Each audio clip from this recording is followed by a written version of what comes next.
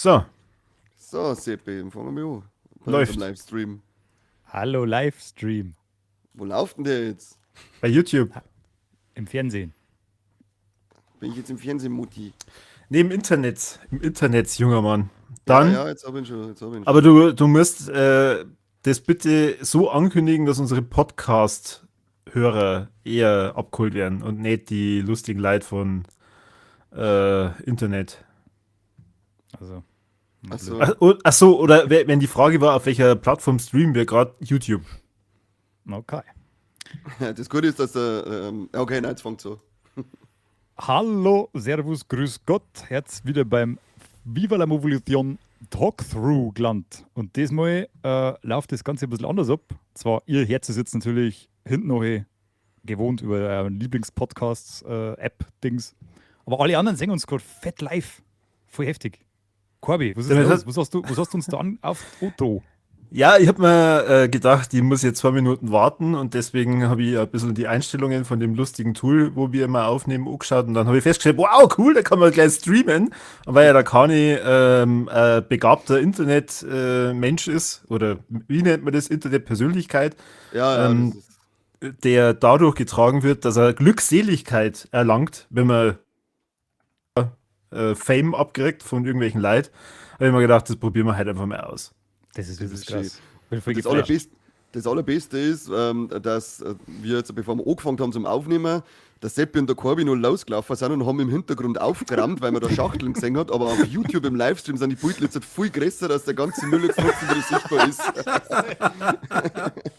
Fuck. Unangenehm. So ein blödes Ich finde es Situation. gut, ich stehe dazu. Ich stehe dazu. Ja, gut. Gut, dass ich an der Wand Gut. sitze. Jetzt sagt man nicht für aus so irgendwelche komischen Brettel. Und Seppi, um die zu beruhigen, es sind fast keine Leute im Chat. Nur so 4000, oder? Halt wie immer. Wenn wir was Ja, machen. genau. Die Standardabonnenten halt. Genau. Krasser Scheiß. Also es sind tatsächlich 4 Leute im Chat gerade. Die verfolgen das wahrscheinlich und denken sich gerade, Alter, was ist los? Ich habe den Mike noch nie live gesehen. Nein, der ist halt auch wieder nicht dabei, Dabei vergesst bleibt's es. da leider. Ja. Ja, gut. Nachdem ich mir erfolgreich beim letzten Mal Talkthrough gedrückt habe und gedacht habe, in 2023 komme ich da sicher nur aus. Ja, verdammt, Sitzt du da? sitze ich da, ja. Nichts gibt's Kani auch. Kani hat natürlich wieder hervorragende Ideen gehabt, was wir in 2023 noch machen können, nachdem ich behauptet habe, ihr habt das letzte Mal schon über die Perlen 2023 geredet und was für Perlen sich kämmern. Anscheinend war das gar nicht so. Na, Na, hätten wir aber wissen können. keine Ahnung, was du dir anhörst, wenn du uns schneidest, aber anscheinend nicht unsere Folge. Ja, und warum habt ihr über einen Rückblick geredet, wenn du dann sagst, wir sollen bitte unsere Jahresrückblick-Seiten von Steam, Switch und PlayStation vorbereiten? Steam habe ich nie gesagt, weil den Scheißdreck habe ich nicht. Und Ich schon. diese Rückblicke, die gibt es ja erst jetzt zur Zeit, Mitte Dezember sind die erst zur Verfügung gestanden, meine ich. Okay. Ja, wenn du das unbedingt wolltest, dann leg doch du am besten los. Was wolltest du, über was sollen wir zuerst reden? Über den PlayStation oder Nintendo-Rückblick? Wie viele Stunden hast du in Zelda reingesteckt? Warte, da muss ich mir jetzt so durchklicken. Genau, in seine 2 Spiele, die er drin hat. Einmal Pikmin und Zelda. Insgesamt habe ich auf Nintendo, auf der Switch, ein bisschen was über 500 Stunden gespielt. 17 Spiele. Und The Legend of Zelda war führend mit 261 Stunden. Du hast Und das ist 500 eigentlich Stunden, du hast 500 Stunden insgesamt auf der Switch. Ja, Okay. Ich habe 140, das überrascht mich gerade. Ich habe ehrlich Das ist gesagt ganz- gedacht, du hast die 8-fache Summe oder so. was ist das meistgespielte Spiel bei dir? Zelda. Zelda. Bei mir Ja, ist ja ganz aber lustig, dass mit auf 93 Platz 2 Stunden. auf Platz 2 ist bei mir New Pokémon Snap mit 55 Stunden, weil das spiele ich immer wieder nebenbei mit einem Kumpel, aber das habe ich glaube ich nie wirklich erwähnt im Talkthrough. Obwohl es auf Platz 2 ist, da schon her. Darf ich mal kurz, also das ist eine totale gelungene Scheiße, der Jahresrückblick, sage ich gerade, weil da steht bei mir Super Mario Bros. One, da hätte ich 8 Stunden gespielt und das ist einfach nicht wahr, ich habe es vor ein paar Tagen durchgespielt. Und das kann nicht in 8 Stunden erledigt gewesen sein. Also Schau dir mal- der schau Kack dir schon mal wieder die- voll gelungen. Schau dir mal in das Switch-Ding ein, wie viele Stunden das er da sagt. Irgendwas passt da nicht, weil bei mir sagt er bei Octopath Traveler 2 45 Stunden und da bin ich aber aktuell bei 90 Stunden. Keine Ahnung, ob die vielleicht. Die haben Ich schon glaube, das sind nicht November. die aktualisieren nicht mehr, sondern das ist ein Stichtag und von da Ja. weg wird dann wahrscheinlich gerechnet. Ah, okay. Wattenmist. Ja. Ja, ist das furchtbar. Also da kann ich Das- quasi sagen, bei mir war das meistgespielte Spiel Super Mario Bros. Wonder, weil das hätte dann Zelda überholt. Bei Zelda habe ich nur 21 Stunden gespielt scheinbar. Und dann kommt kommt Mario Party Superstars, was ich mit meinen Nichten 2 Stunden gespielt habe. Und dann ist meine Switch Wow. Geschichte Und schon wie viel ziemlich auserzählt. Wie viel hast du insgesamt? Steht denn das? Weil das ist ein dummer Scrolling-Scheiß. Ich glaube, 38 einmal Stunden. drüber. Ich habe 10 Spiele, 38 Stunden gespielt auf der Switch. Ja, nicht schlecht. Nicht schlecht, ja. Wie viele Stunden hast du denn insgesamt braucht für Mario? Das kannst du jetzt nicht sagen, gell, Mario. Kann ich jetzt nicht Bros. sagen, aber Wonder. wahrscheinlich so 30, schätze ich mal. Ja, ich habe auch um die 30, aber da du richtig scheiße bist, hast du sicher 50 gebraucht. Sei halt nicht so besser, jetzt schauen uns leider noch live zu und du bist immer noch so unfreundlich. Ja, das passt Ich schon. kann jetzt diese ganzen Tränen vom Seppi gar nicht mehr rausschneiden. Ja. Aber Gott sei Dank ist meine Kameraqualität so schlecht, dass man gar keine Tränen sehen kann. Das schaut immer so aus, als da die ganze Zeit so ausgeworden, weil alles so kriselt. Crazy shit. Was war denn euer Hardcore-Monat? Wann habt ihr denn am meisten gespielt? Auf der der Switch? Switch war es August. Ja. Im Mai mit 53 Stunden. Bei mir war es auch der Mai. Das hat wahrscheinlich mit Zelda zu tun. Heftel. Da bin ich tatsächlich ein ganz tapfer dranbleiben, bis ich es durchgespielt habe. Das sieht man dann so, im Juni habe ich nur 49 Stunden gehabt, im Juli 26 und dann war es wieder weg. Habe ich kein Switch mehr gehabt. Warum? Wie hast du das gegeben? Wie hat es gestohlen? Na, die verstaubt halt dann. Da war im Sommer irgendwas zock, weißt du schon. Da habe ich ja die ganze Zeit gewartet, bis Stronghold rauskommt. Ah, so. Wo ich mir selbstverständlich das nicht nehmen habe lassen und mir meinen Steam-Jahresrückblick rausgelassen habe. Also Kani, für diese Erklärung, Steam, das ist eine Ich kenn Plattform. Steam, halt's Maul. Achso, okay. Und jetzt ratet einmal, wie viele Spiele habe ich in diesem Jahr insgesamt bei Steam gezockt? Eines. Na? Stronghold. Na? 6. 2 Stronghold und Warcraft Ah. 3 Remake. Na, Warcraft 3 ist da gar nicht drin.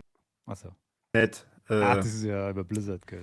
Na, ich habe ganze 3 Spiele tatsächlich in diesem Jahr in Steam gezockt. Natürlich, Seppi, du hast recht, Stronghold, davor über 50%. Dann Riftbreaker, ich weiß nicht, ob ihr euch daran erinnern könnt, da habe ich tatsächlich einmal im Talkthrough drüber geredet. Tatsächlich. Was kann war denn ich das mich gleich nicht wieder? erinnern. So eine Art Tower Defense, wo man Ja. so eine Festung baut und dann kennt man so Horden von Alien-Viechern, die man dann zermatschen muss mit so einem Roboterviech. I know, jetzt weiß Ist ich wieder. super, ist wirklich toll. Und das habe ich nämlich sowohl auf dem PC als auch auf der PlayStation gezockt. Bei der PlayStation so lange, bis ich einen, wie nennt man das, Game-Breaking-Bug gehabt habe. Schön. Angenehm. Wo ich War der dann sogar. Game-Breaking Bug am Controller? Nein, ich habe diesen Fehler gemeldet und habe dann auch extra mit dem Support von dem polnischen Studio geschrieben und die haben mir dann geraten, ich soll bitte ganz von vorne anfangen. nachdem, 30, nachdem ich 30 Stunden da reingesteckt habe. Ganz Da kommt logische Freude auf, Sache. du. Ganz logische Sache. Ja, genau. Und dann habe ich mir gedacht, nö. Und dann habe ich es mir auf Steam geholt und habe da gecheatet. Natürlich. Ich sag dir gleich, du Mistsack, du. Genau. Und das dritte Spiel war Heroes of Might and Magic 5. Das habe ich nämlich für 2 Euro gekauft, habe es einmal gestartet und wieder beendet. Und trotzdem taucht es bei mir in dem Rückblick auf. Ich finde es toll. Ich finde es wirklich toll. Grandios. Ja, das glaube ich dir. Das ist richtig spaßig. Das ist richtig spaßig. Aber Seppi, du hast Steam auch nicht, oder was? Na, da habe ich jetzt auch nichts da. Dafür habe ich Xbox da. Und der kann ich Okay. Das war nicht so bei dir sehr erschlagend, oder? Das Thema Xbox. Ja, 138 Stunden ist jetzt auch nicht so viel. Hey, gut, dass das noch weniger war bei dir. Nein, ich hab mit Starfield habe ich ziemlich viel und mit dem Cyberpunk DLC, das haben wir auch auf der Xbox geholt und da habe ich dann ziemlich viel aufgespielt. Aber sonst, das glaube ich, waren also ziemlich die einzigen Spiele, die ich länger gespielt habe. Mhm. Nein, stimmt nicht. Moment. Kann ich nachschauen, jetzt blöderweise. Ich habe noch Catchen gespielt, 15 Stunden habe ich Catchen gespielt. Catchen. Okay, gut. WWE 2K22. Dann, was haben wir noch Immer gespielt? zum Ja, Obi kommen dann, oder? Also entweder habe ich nicht mehr gespielt oder vertraut man nicht mehr, weil dann hört es schon wieder auf. Aber das kann fast nicht sein. Da liegt er mir an. Bei Steam gibt es anscheinend irgendwo, also da habe ich wahrscheinlich nicht so viele Daten drin, dann auch sagen, wie viel der Steam-Account wert ist. Also da wird es dann Wert? irgendwie er wird umgerechnet, wie viele Stunden hast du in das Spiel reingesteckt und mit dem Fortschritt verglichen. Und da gibt es irgendeine Wertigkeit. Also Kollegen von mir haben teilweise Accounts, die sind 5.000 Euro wert oder so. Und dann steht dann auch da, eine Spielstunde ist bei ihnen so und so viel Euro wert. Das wird bei mir nicht mehr angezeigt. Verrückt. Wahrscheinlich kommt bei mir Empfehlung von Steam, bitte löschen Sie diesen Account. Die wissen halt, dass du selber nicht spielst, sondern immer andere machen lässt, deswegen ist da keine Wertigkeit dahinter. Ach so. Hast du deinen PlayStation-Wrap-Up offen? Ja, also ich den habe wichtigen. ihn gescreenshottet, weil sonst bei Laptop wahrscheinlich abstürzt. Ich finde so geil, wie das schon losgeht bei mir. Du hattest keine Scheu davor, neue Dinge zu probieren und alles begann mit einem Sprung ins Ungewisse. God of War Ragnarok. Geil. Auf der PlayStation habe ich 8 Spiele gehabt dieses Jahr. Aber ich glaube, irgendwie kommt es mir vor, als hätte ich 8000 gespielt. Was soll das überhaupt?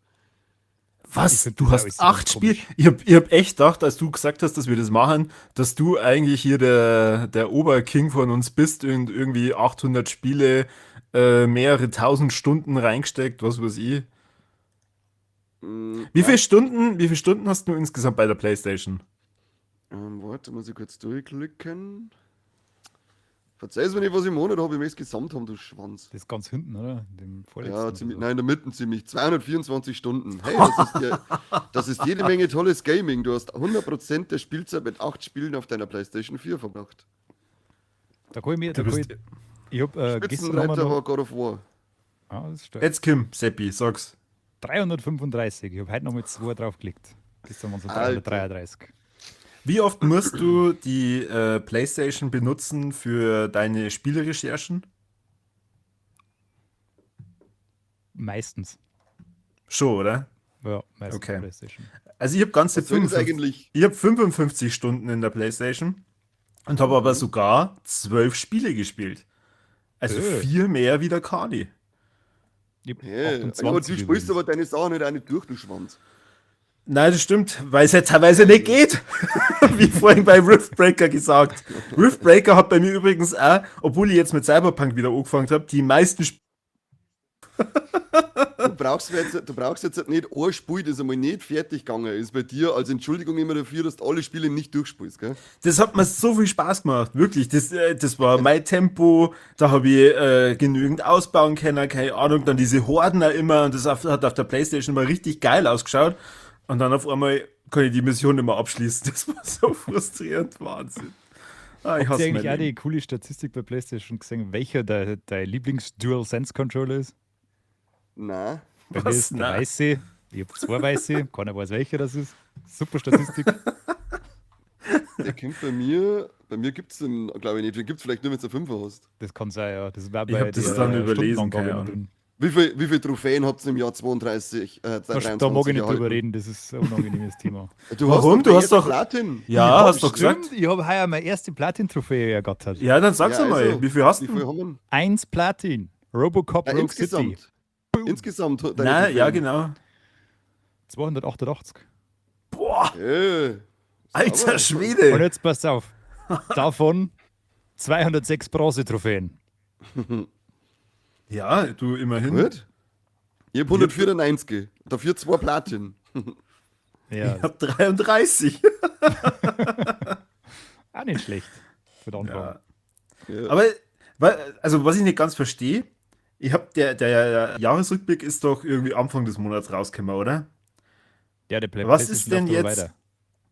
Ja, aber was ist denn jetzt in diesem Monat? Weil es kann nicht weiterlaufen, weil ich habe bei Cyberpunk jetzt mindestens schon 30 Stunden drauf. Und das ist mehr als bei Riftbreaker. Und das taucht da gar nicht auf. Ich war gestern, ich war ja gestern mit dem Kani zu Gast und da haben wir noch kurz mal nachgeschaut und da habe ich 333 Stunden drauf gehabt und ich habe davor, können wir nachher noch drüber reden, die ersten 2 Stunden von Alan Wake Remastered gespielt und jetzt hat er 335 Stunden Zeit. Also irgendwas Von läuft dem da weiter. ersten hast du das gespielt. Aha. Okay. Also irgendwie Ohne mich. zählt er schon noch mit. Ja, weil ich mir jetzt gedacht habe, scheiß drauf, ich fange jetzt einfach Du an. bist, Du bist Ich der finde das Arschloch. gut, das baut die Dramatik in dem Podcast wieder ein bisschen auf. Ja, das wäre schon singen, das nächste Mal mit dem Feigerl da sitzt, der Sack. Ich muss aber auch dazu sagen, ich habe zuerst nur kurz nachgelesen, man muss das erste nicht spielen, dass man das zweite spielen kann. Also man kann theoretisch das zweite dann einfach anfangen. Wenn's magst. Mhm. Ist mir Ja. scheißegal, ich möchte das erste vorher spielen. Was ist denn eigentlich das Connoisseur? Was? Du hast 30% deiner Spielzeit damit verbracht, mit Konventionen zu brechen und das zu spielen, wonach dir gerade ist. Ja? Ja? Okay. Macht sie das anders? Welcher Eintrag Der, ist das dritte ist es. Bei Ich mir. bin gerade bei Ah. dein sozialer Stil, der Freundeskreis. Mit deiner anziehenden Persönlichkeit hast du 2 dieses Jahr neue Freunde gewonnen. Hast Mitleid. Den Bereich gibt es bei mir gar nicht. Du Unsympath. Und was ist das Also Teamheld? Das ist dein Gaming-Stil, meinst du, oder? Mit Teamheld. Ja, Oder was? was steht da bei euch? Bei mir steht Rollenspieler. Du hast 29% deiner Spielzeit damit verbracht, dich hochzuleveln, Quests zu erfüllen und wieder einmal die Welt zu retten. Okay. Bei Ich mir lese das war nicht es vor, einfach was da meistens steht. Rollenspiele gespielt. Dein Gaming-Stil. Ich bin Adrenalin-Junkie. Du hast 99% deiner Spielzeit gebannt vor dem Bildschirm gesessen und dein Ziel verfolgt. Komme, was wolle. Ja, was habe ich den anderen Prozent da geschlafen? Ich weiß nicht. Das erzählt Jetzt haben es wir, mir, da, Idioten. Die Spiele des Monats haben wir auch noch, gell? Wir müssen beide durchgehen. Spiele Was? des Monats. Wie? Aha. Das kommt Mhm. im 4. Abschnitt. Im 4. Das gibt's bei mir nicht. Da steht, beim 4. steht. Gesamtspiel. Ach, jetzt weiß ich, was du mit Abschnitt meinst. Ach, das habe ich gar nicht aufgerufen, weil bei mir kackt da wirklich der Laptop ab. Ich kann versuchen, dass ich es nebenbei am Handy irgendwie aufrufe. Habt ihr den Punkt nicht bei dem Wrap-Up? Da kannst du hin und her schalten. Dann kommt doch Ja, jetzt pass auf. noch dem Gaming-Stil. Der nächste ist dann dein Jahr im Gaming. Und dann kannst du hier scrollen, welche Spiele du in jedem Monat am meisten gespielt hast. Jetzt setzt mich nicht so unter Druck, ich muss mir das jetzt erst einmal anschauen. Boah, leck, ihr macht's wie so nervös. Ihr habt schon mal einen Laptop in der Hand gehabt, oder? Nein, ich grundsätzlich- habe nur Schwänze in der Hand. Huhu. Du weißt es ja von gestern. Okay. Oh Gott, also bitte. Hey, da kommen wieder Sachen auf. Was ihr immer ohne mich macht. Ja, du warst Kids eingeladen, wichsen. gell? Ja, Du ich warst weiß schon. eingeladen gewesen. Und dann hast du gesagt, Ja, ja, aber- ich bin daheim und muss beim Hund. Weißt schon. Ja. Ich habe übrigens Also mein Gaming-Jahr war, Spiel des Monats war God of War. im Januar insgesamt oder im Jahr. Im Januar und Januar. dann im Februar und dann im März und April habe ich anscheinend PlayStation gar nicht angeschalten. Da sind keine Daten vorhanden. Mai war es dann Death Stranding, Director's Cut, Juni auch. Boah, leck, steht da, wie viele Stunden du da reinballert hast? Bei Death Stranding. Ja. Das steht weiter vorn, das habe ich jetzt da nicht dabei. Weil das kann ja nicht stimmen, weil er sagt nämlich da.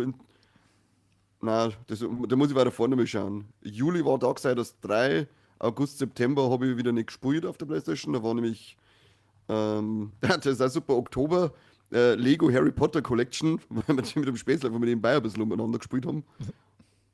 Und November und Dezember ist jetzt auch bei mir Marvel Spider-Man Miles Morales gewesen, weil das war dann auch die zweite Platin-Trophäe, die ich mir noch geholt habe. Oh, zum Jahresende nochmal Gut. einen gegönnt. Da haben wir uns nochmal angegönnt, weil das erste Spider-Man habe ich schon auf Platin und dann brauchst du Miles Morales. Und dann Spider-Man 2, das ich mittlerweile angefangen habe, ich dann auch noch auf Platin gespielt. Genau. Und Death Stranding, Corby, ist, wenn du auf der zweiten Seite schaust, dann sind deine Spitzenreiter aus dem Jahr, deine 5 Spitzenspiele und Death Stranding ist bei mir mit 68 Stunden auf Platz 2. Platz 1 ist God of War mit 74. Ich bin jetzt erst eingeloggt. Okay. Dann klingt mir E-Mail kurz ein. Ich habe im Januar Ja. das fabelhafte Forspoken am meisten gespielt. Mit 22 Stunden. Dann habe ich mit Dead Space weitergemacht mit 27 Stunden. Dann habe ich Resident Evil 4 durchgespielt mit 21 Stunden. Und dann bin ich in den Octopath Traveler gestartet. Und da habe ich dann 35 Stunden erstmal verbracht, was auch nicht stimmt, weil ich wieder angefangen habe. Den Monat habe ich bei 56 Stunden angefangen. Also irgendwas passt da nicht. Das ist ganz komisch. Und dann hätte ich angeblich im Mai eine Stunde lang Star Wars Jedi Survivor gespielt und sonst nichts. Du hast auf Basis nicht von wirklich. einer Stunde einen Artikel geschrieben. Offensichtlich, ja. Also dein Chef darf diese Folge praktisch nicht hören. Keiner hat die sehen wahrscheinlich. Dann ist das fabulöse Schlafmittel Diablo 4 gekommen. Das ich, Da hast du 5 Stunden gehabt, gell? da hab ich Da wie viele Stunden hast du da? Da hab ich 13. 54. Da hast du eh lang durchgehalten. Ja, brutal. Mehrere Stunden einfach nur bis schlafen da vor deinem Lieblingscontroller sitzt. Aber im Juli habe ich sage und schreibe 11 Stunden nochmal in Fallout 76 eintankt. Das ist auch krass. Echt? Ja. 76 Stunden Ich hab da ein Interview führen müssen mit so einem in dem Spiel. Nein, über das Spiel. Und ich habe das halt schon jahrelang nicht mehr gespielt, deswegen habe ich da wieder ein bisschen reinfieseln müssen. Alter, du bist so krass. Und dann habe ich das bezaubernde Fran Bow durchgespielt mit 10 Stunden im August. Habe ich dann scheinbar nicht viel mehr da auf der Playstation. Dann habe ich das Ad Infinitum im September drin, Robocop, Rogue City im Oktober und im November. Im November wieder mit einer Stunde. Ganz komisch. Und seit Dezember geht es wieder mit Octopath Traveler weiter. Da bin ich ganz vorne dabei. Sehr schön, da bin ich auch gerade richtig, also ich bin jetzt fast durch, glaube ich. Das ist stark. Also meine Top 5. Gruppe, du. Ja, da habe ich jetzt richtig gemerkt. Ich, hab jetzt noch, also, ich bin ja gerade dabei, dass ich die ganzen Nebenquests mache. Und das Geile ist, dann denkst du dir so, jetzt hast du alle Nebenquests geschafft, du gehst irgendwo hin, dann findest du, jetzt habe ich irgendeinen Turm gefunden, wo man sich noch durchkämpfen kann. Dann komme ich in irgendeine Stadt, weil ich noch mal was holen wollte. Dann ist da irgendein Weiberleiter, ich so, hey, das ist neu, red's mit dir, lauft davon. Komme ich wieder in irgendeinen alten Tempel rein, wo dann 18 Seiten von irgendeinem Journal drinnen sind, die eigentlich so, wo du dann merkst, dass irgendein Beobachter da war, der die ganzen Stories von dir beobachtet hat. Okay. Und bei dem Tipp jetzt so, dass das vielleicht in die Richtung geht, wenn man alle Stories von die Charaktere durch hat, dass man da dann auf dieses gemeinsame Finale noch hinspielt mit dem. Aber ja, ich denke mal, dass ich da auf alle Fälle noch mit 10 Stunden einstecken werde, bis ich das komplett habe. Verrat es Das doch ist am ja Seppi 100. nicht. Der weiß ja schon, dass da sowas kommt. Wir haben ja gestern Ach so. ein bisschen geredet. Da gibt es ja, Okay. ich weiß nicht, ich glaube, dass du 120 Stunden stecken kannst in das Ding. Ja, ich glaube, dass ich, bin mir nicht mehr sicher, aber der erste Teil, meine ich, der hat mir auch um die 130 Stunden gekostet, wenn ich Das wenn ist ich das richtig unglaublich. in Erinnerung habe. Ich habe jetzt von meiner Truppe 3 von 4 durch und bin jetzt beim letzten Endgegner vom 4. Und ich habe mir schon hab mir immer wieder gedacht, das gibt es nicht, dass das noch, da kommt das noch, dann kommt das noch, dann kommt das noch. Das ist ein unendliches Spiel. Das ist unfassbar. Dann Das kommen ist noch die echt Zwischen, die Gespräche, die zwischeneinander haben. Da kannst du dann auch noch 4 oder 5 Missionsstränge durchspielen. Ja, genau. Völlig verrückt. Und dann, wenn du Und dann dann auch eben- noch die letzte überbordende der Quest da auch noch freispielen kannst, dann bist du bestimmt mindestens mit 120 Stunden dabei. Ja gut, aber Das es Ding, ist ja, es ist ja wirklich ein Vollpreistitel, oder? Ja, komplett. Das ist ein Riesending. Also, Ja, Das ist dann so recht- erwarte ich das. das Ja, ist ja wesentlich das ist größer, aber- glaube ich, als der erste Teil. Ja, aber es ist halt für so ein Pixel-RPG 120 Stunden und Hausnummer. 120 bis 150 Stunden ist schon amtlich. Legt mir mal Ja. auf. Welchen Charakter magst du am liebsten zum Kämpfer? Zum Kämpfer an Hikari. Kämpfer oder allgemein? Ja, ein Hikari mit, was war das, Waffenkünstler, glaube ich, das Upgrade, Mhm. der Ja. ist am allerliebsten zum Kämpfer. Aber Ja, habe ich, ich ja. hab, Hab ich ich hab, richtig scheiße ist mir gegangen. Ich weiß nicht, hast du einen Oswald, ja, du hast den Oswald auch schon durchgespielt. Da kämpfst du am Schluss gegen den Harvey. ja. Mhm. Und da ist meine Gruppe so kacke, in dem seiner zweiten Phase kann ich ihm quasi keine Schildpunkte überhauen. Weil Boah, alle, Alec, das ist mies. die 3 oder 4, gegen die der ist, nicht immun Ja. ist, die habe ich nicht. Oder da habe ich nur eine, ich glaube Throny oder sowas habe ich und die ist halt schwach. ich komme an diesem Trottel nicht vorbei. Jetzt bin ich schon 6 oder 7 Level über die 45, die vorgeschlagen haben, oder mehr noch. Mhm. Und ich schaffe ihn einfach nicht. Ich muss mich immer wieder in der zweiten Phase überrumpeln mit Scheiße, weil ich ihn einfach nicht klar kriegt, den Sack. Das ist so anstrengend. Ey, ich habe da dann, weil ich dann dazwischen auch ziemlich viel gesucht und so Höhlen und so weiter erforscht habe. Und jetzt bin ich mein Hauptteam waren immer Throny, der Hikari und Temenos. Und die 3 sind dann schon irgendwo so zwischen Level 65 und 70 gewesen. Und dann marschierst du da durch. Ja, Das okay, ist, ja. also ich bin völlig ich bin jetzt für die letzten 3 Gegner völlig overpowered gewesen.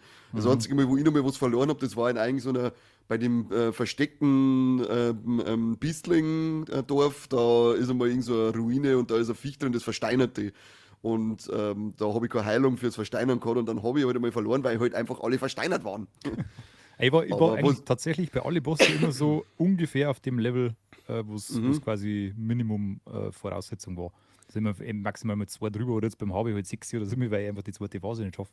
Aber so war ich eigentlich immer so gleich auf. Und dann ist das eigentlich schon echt schwer. Das ist, Da ist es richtig fordernd. Dann auch, ja. Am Anfang war es bei mir auch noch so. Und dann, wenn du mal. Ich hätte mir zwar dann auch mal als Team wieder anders zusammengebaut, damit ich mich selber noch mal ein bisschen fordert, weil, also es ist zwar nicht komplett einfach, aber du verlierst in der Regel halt nicht mehr. Aber bei mir sind halt dann so Sachen wie die Casti. Ich finde sie hat zwar eine geile Geschichte, aber ich mag die Apotheker, die Fähigkeiten, die gehen mir auf den Sack. Das Die brauche ich hab überhaupt nicht. die habe ich, die hab ich angespielt, ich glaube 2 Kapitel oder sowas, und dann habe ich es wieder zurückgestellt. Und ich habe mich dann, ab dann habe ich mich auf die 4 konzentriert, die ich jetzt bis zum Schluss spielen möchten. Die anderen habe ich dann ein wenig liegen lassen. Aber das war die so Kräuter mischen kann, oder? Und du Ja, genau. kannst dann quasi anhand von den Zutaten, die du da kaufen kannst, irgendwie Schaden anrichten oder heilen oder was weiß ich was. So Ja, war das, genau. oder? Das ist, genau. Und ihre Angriffe sind halt auch relativ, ja, das ist langweilig. Mir nervt es halt auch, wenn die keine Angriffe haben, mit denen du alle Gegner mal erwischt. Mhm. Deswegen mag ich einen Partizio, den Händler. Finde ich zwar, hat auch eine coole Geschichte und er ist eine coole Figur, aber er als Kampfcharakter nervt mich. Das waren so, also die zwei gehen mir auf den Sack. Und was mich auch nervt ist, ich mag zwar die Agnea voll gern, aber die hat ihren Windangriff nicht für alle auf einmal. Und das meine ich, war im ersten Teil, war die Figur mit Windangriff, die hat zumindest einmal so einen Gruppenwindangriff gehabt. Und jetzt, das geht mir dann teilweise auf den Sack. Darum habe ich mir dann irgendwie gesagt, ach, bevor ich mich jetzt da mit irgendwelchen Manschkerl ärgert, die mich nerven, dann bin ich halt jetzt overpowered und bin nicht einfach eine Maschine wie im Real Life. Das hilft halt nicht.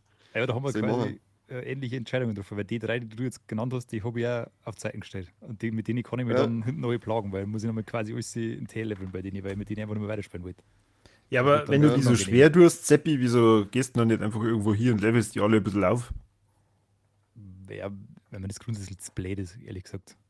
Ich mag ja das, wenn das ein bisschen schwerer ist. Ich mag ja nicht da jetzt. Ich mache das jetzt Lieber also jetzt 15 Mal kurz vor Schluss. verlieren. Lieber Ja, 15 Mal ohne verlieren. Scheiß. Das kratzt wirklich an meinem Ehrgeiz. so Ehrgeiz, ja. Weil ich möchte Ja. ihn dann Ja, du schon schaffen, indem dass ich es taktisch schick kriege und nicht, dass ich einfach Ja. machen kann, was ich mag. So. Das ist die Ah, Herausforderung. das bleibt aber selbst Also, jetzt auch mit das als mit Joker so nebenbei zu haben, ist manchmal schon schön. Ja. Aber das bleibt so jetzt so, auch mit wenn ich mit meine Charaktere, wo jetzt so, schon so aufgelevelt war, wenn du überhaupt keine Taktik hast, sondern einfach blind, dann verlierst du trotzdem. Ja, dann Also geht's auch nicht, ja. du bist nie so overpowered, dass du sagst, jetzt geh einfach, oder zumindest nicht bis zu dem Level 70 bist du immer noch nicht so overpowered, dass du sagst, ich kann jetzt auf euch scheißen, sondern du musst immer schon schauen, dass du schöne Schildpunkte kriegst, die Schwächen angreifst, ein bisschen mit die Eigenschaften von denen hin und her switcht, sonst gehst du trotzdem unter. Ich habe Was ist jetzt denn das dann, höchste Level? Das weiß ich gar nicht. keine Ahnung. Das Du weiß hast ich jetzt gar dann nicht. Es über- geht auf alle so- Fälle bis über 80 gehen, weil mit der Agnea, mit der kannst du doch auch die Items von die Charaktere schnorren. Und da habe ich schon mal gesehen, dass irgendwo ein Level 80 oder 280 nötig war. Ah, okay. Dann geht es bestimmt bis 100 auf. Ich hätte auch gesagt, dass wahrscheinlich 100 wird. Ich habe halt aber so geile Momente dann am Schluss, wo du halt wirklich weißt, das war jetzt richtig scheiße knapp. So, wenn der jetzt nochmal eine Runde Druck gekommen wäre, dann wären alle tot gewesen. Oder ich habe durch irgendeine besondere Fähigkeit nochmal dass du nochmal mit 20% oder sowas auferstehst, wenn du getroffen wirst. Und wenn dann schon 3 tot sind und dann haut er den letzten auch noch um und dann steht der auf und mit dem bringst du dann um sie eine Sachen. Hey, einfach so eine Geiste. Voll geil. Hast du gewusst, wenn weil du kannst doch dann einen Haufen Lizenzen, sodass du jetzt zum Beispiel dein Kleriker an 3 Charaktere weitergeben kannst, dass du diese ganzen Nebenskills, dann, wenn du einmal den Job gelernt hast, dann kannst du die Nebenskills immer verwenden. Du musst den Job gar nicht ausgerüstet haben. Da unter Gelernte stehen die dann, oder? Die. Ja, genau. Weil das Ja. habe ich dann auch gemacht, weil der Kleriker hat ja zum Beispiel das, dass du einmal pro Kampf die Nummer wiederbeleben kannst mit 20%. Und jetzt habe ich jeder Figur aus meiner Hauptgruppe einmal einen Kleriker gelernt, die ganzen Fähigkeiten, sodass ich das bei alle ausgerüstet habe. Das ist Ja, ziemlich genau. praktisch. Das ist echt gut. Du lernst da nach 50, 60 Stunden lernst du immer noch was Neues bei dem Spiel dazu irgendwie. Das ist Ja, Wahnsinn. ziemlich geil. Ich hab jetzt allein mit dem Oswald, mit seinem Untersuchen, was du da hast, wo du dann ständig versteckte Items nochmal findest, wenn du irgendeinen bestimmten du hast einfach nur Townsperson und dann durch den kriegst du irgendwelche versteckte Sachen oder billigere Übernachtungen. Sie können sie nicht mehr wehren, wenn du das irgendwie mitnehmen möchtest, dann lauter so ein Mist. Also jetzt laufe ich die ganze Zeit, wenn die Nummer in der Stadt reinkomme, laufe ich mit der Throne durch, klaue ich sie, dann laufe ich auf die Nacht durch mit der Agnea, schnurr mal sie, dann laufe ich mit dem Oswald durch, untersuche alle und dann passt es. Also, Am Schluss wieder eine Stunde um. Schon ist wieder mehrere Stunden auf alle Fälle um. Das ist schon ein gigantischer Zeitfresser, das ist Wahnsinn. Aber es ist halt einfach, wie mein Chef da gesagt hat, es ist so schön. Ja. Es ist ja bezeichnend, dass das erste Spiel von letztes Jahr auch das erste Spiel von dieses Jahr ist, über das wir reden. Ja, das stimmt. Das stimmt. Wenn sie jetzt echt lang gefangen. Mir hat's ja- Also mir ich hat's muss ja- ganz ehrlich sagen, nachdem du vorhin ja das gesagt hast mit Diablo 4, ist das eigentlich echt traurig. Das ist für mich so ein bisschen das Highlight gewesen seit Jahren, wo ich mir schon gedacht habe, boah, leck, wenn da ein neues Diablo rauskommt, ich werde das so suchten und ich werde ganz vorn mit dabei sein. Und ich habe insgesamt gespielt 13 Stunden. Ja, das ist, ja. Aber das sagt Das alles ist über eigentlich, früher. ja, es ist eigentlich nix, aber ich habe auch wirklich nicht das Bedürfnis, dass ich jetzt irgendwie da großartig reingehe, weil, also momentan habe ich voll Bock auf Cyberpunk. Wenn ich mit dem durch bin, dann werde ich Baldur's Gate 3 mir nochmal richtig vornehmen, aber ja, dass ich da irgendwann einmal an Diablo 4 rangehe, keine Ahnung. Da muss wahrscheinlich irgendwas ganz Ja. Besonderes sein, in irgendeiner Season oder Hast du ich schon weiß es angefangen nicht. direkt? Ja, Wie weit bist du? ganz von vorn wieder. Und wie weit bist du jetzt? Ähm, ich bin jetzt, glaube ich, ein bisschen über die Hälfte von der Hauptstory. Also nicht vom DLC, sondern von der eigentlichen Hauptstory. Mhm. Und ja, ich muss sagen, es ist für mich ein ganz anderes Spiel. Ich habe das ja So, relativ früh gespielt, als das dann wieder rausgekommen ist im PlayStation Store. Und da war ja nichts los in den Städten. Nein, gar Oder nichts. War einfach in tot. diesen Vierteln. Und jetzt ist das ja wirklich lebendig. Und egal, wo du halt unterwegs bist, du hast das Gefühl, okay, du bist jetzt gar nicht allein, sondern da ist wirklich was los. Und ja, es ist kein einziges Mal verbuggt gewesen, es hängt nichts mehr, es stürzt nichts mehr ab. Du kannst es ja wirklich genießen. Ja. Dafür haben die einen richtig geilen Stil gemacht. Ich habe halt was Trauriges erfahren, das ist wahrscheinlich eher trauriger für einen Kani, der es zwar noch nicht gespielt hat, aber die haben die ganzen oder sehr viele sexuelle Anspielungen haben es mittlerweile wieder rausgenommen. Also Was? du Wo bei hättest, Baldur's Gate? nein, nein, bei Cyberpunk. Achso. Bei Baldur's Gate will ich unbedingt nur spielen. Also sonst war Cyberpunk interessiert dich echt null, oder was? Es darf mich prinzipiell schon interessieren, aber das Setting ist nicht so ganz meins. Ich bin dann eher so ein Mittelalter-Typ, das ist eher meins. Echt jetzt? Ich Ja, dachte, was ist Männer sind die einzigen, die was zum Sagen haben, Homosexualität war nicht geduldet, Frauen haben einen Fotzen halten müssen, alles Andersartige ist verrammt worden, also das ist halt einfach mein wieder. okay. Du bist jetzt wieder im Viva la Movision Podcast, das hast du schon gehört, oder? Ach Nicht, dass fuck, du gerade verdrehst, gell? ja stimmt, ich sitze in einem anderen Podcast, nicht in dem AfD-Leit-Talkrunden. Was beim ist so, wenn ich dann so was spiele, immer das Timing. Weißt du, meine Frau kann ja reinkommen, wenn ich da gerade irgendwie durch so ein Level grind und dann einen Typen nach dem anderen niederballer. Na, wann schafft meine Frau das, dass sie da reinkommt, sie dazu sitzt und Wenn du beim zuschaut, Köln sitzt. wenn ich gerade dabei bin, eine flach zum Legen oder flachgelegt werde? Das ist jetzt schon zweimal passiert. Und sie glaubt mir nicht, dass es um was anderes geht in dem Spiel. Ja, ist ein schönes Spiel. Ja. Strip Club Aber- Flagge, Aber gell? du hast doch das erste Octopath Traveler auch gespielt, oder, Corby? Jetzt kommt der wieder mit Octopath. Weil mich jetzt gerade interessiert hat, ob du dann, wenn du das erste gespielt hast, ob du den zweiten dann noch spielen möchtest oder ob Ja, du den doch. nicht. Schon noch. Aber Schon. das erste hast du gespielt, oder? Da haben wir damals geredet drüber. Ja, das erste habe ich gespielt. Das Ding ist, ich habe es ja vorhin gesagt, das ist ein Vollpreistitel. Ich habe schon mir Baldur's Gate 3 gekauft, kurz nachdem es rausgekommen ist, für teuer Geld und habe bis jetzt da auch noch nicht die Zeit rein investiert, die ich gerne hätte. Und ja, Ja, das Gute bei denen Spielen ist, das musst du ja nicht gleich machen. Du kannst ja, wie man es bei Octopath Traveler gesehen hat, das hat mich jetzt ein ganzes Jahr begleitet und ich habe es immer noch nicht durch. Das macht ja immer wieder Spaß. Das ist ja nicht irgendwie Ja. so, auch besonders wegen der Grafik und so weiter, das kannst du in 10 Jahren auch noch spielen. Das wird nicht alt. So. und das Geile ist, jetzt ist ja momentan so Feiertagsstimmung, die Leute haben Urlaub. Also denke ich mal, cool, sitzen wir mal wieder vor der Playstation. Wer hat sich das Gleiche gedacht? Meine Frau. Jetzt müssen wir jetzt mal praktisch ein bisschen streiten, wer jetzt eigentlich am Playstation darf, weil sie möchte unbedingt Horizon Forbidden West spielen und ich halt Cyberpunk.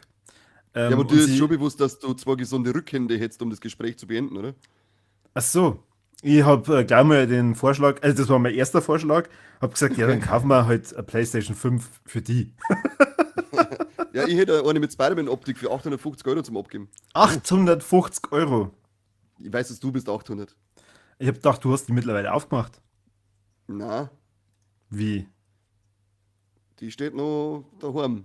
Ach so. Unbenutzt. Kann ich Okay. Also bezeugen, Spider-Man hab ich 2, da gestern ist ein Spätzl vorbeigekommen mit seiner 5, das spielen wir bei ihm auf der Playstation.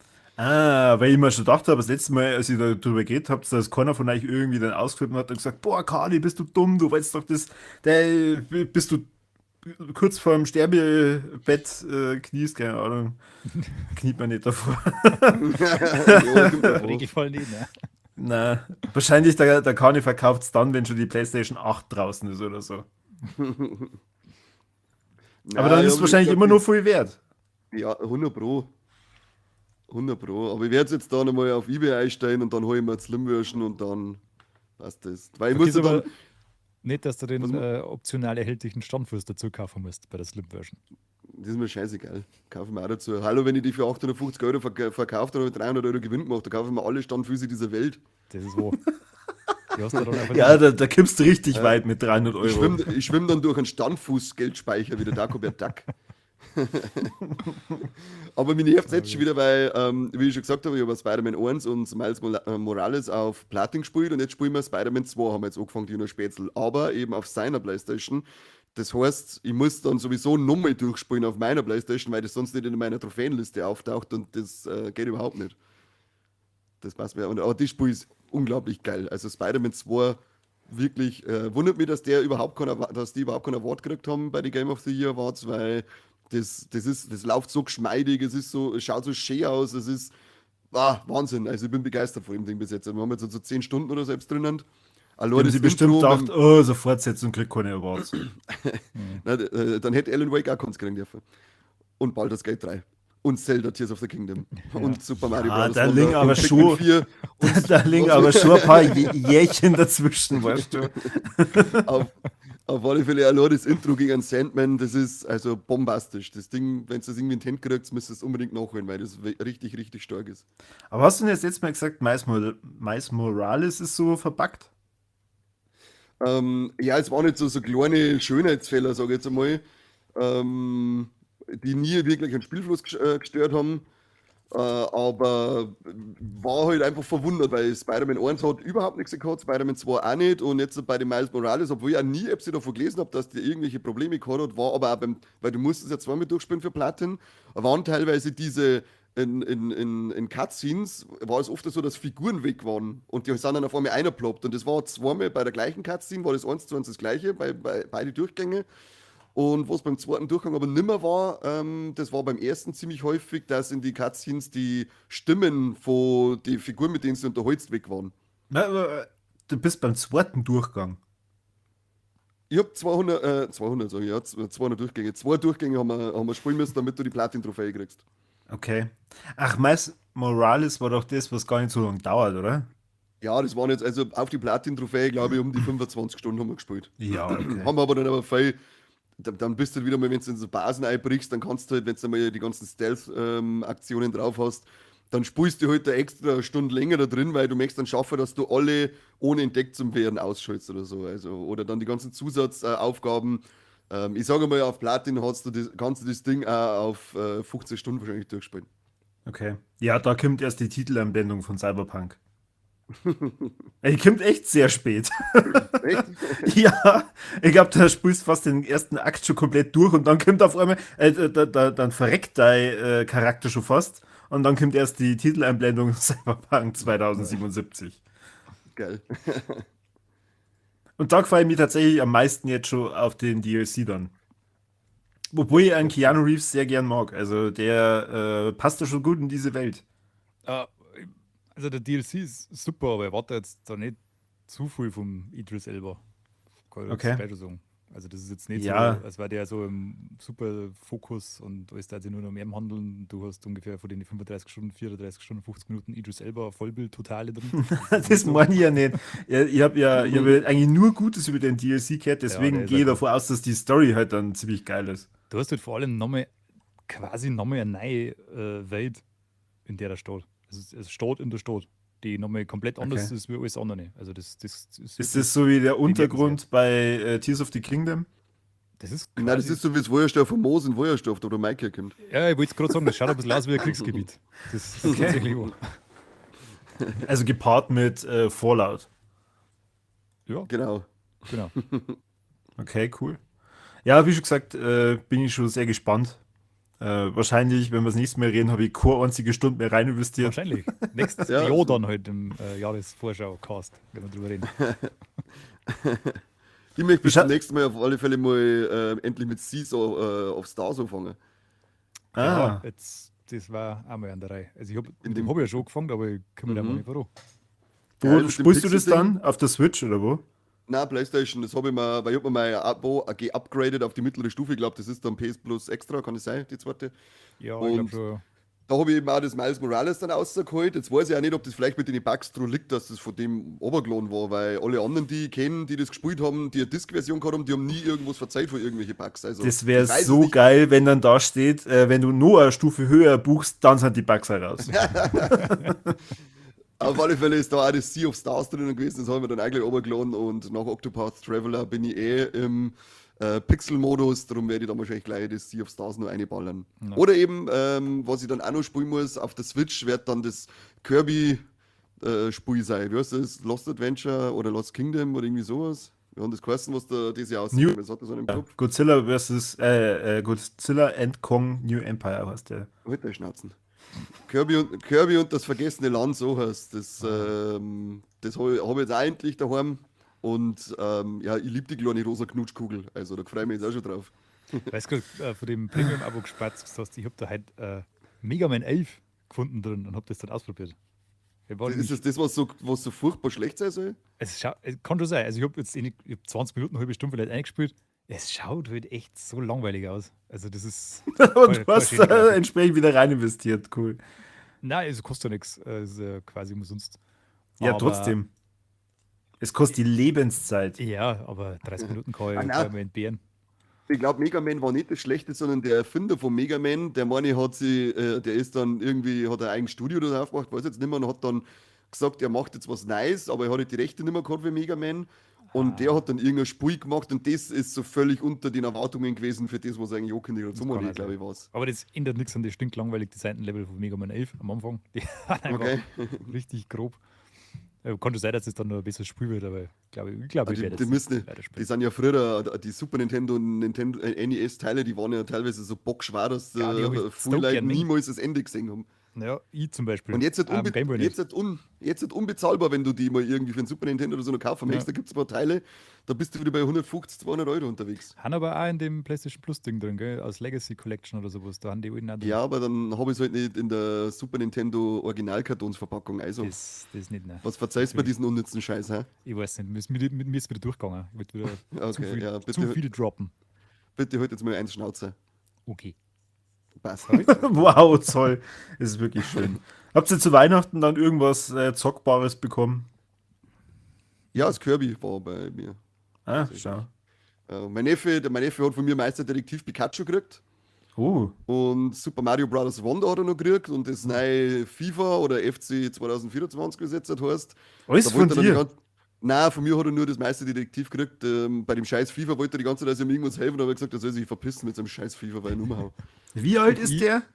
11. Ich hab dann gesagt, sitzen Sie und spielen Mario Bros. Wonder mit mir, du Hans Wurscht. Trauriger. Aber ja, Ja, wie Seppi, gesagt, bei dann freu dir ich ist mich das- auf Kirby. Ist es wahrscheinlich so, als dass dir jemand einfach Arbeit schenkt, oder? Ja, ich kriege auch nichts Spielbares zu Weihnachten. Leider. Oh.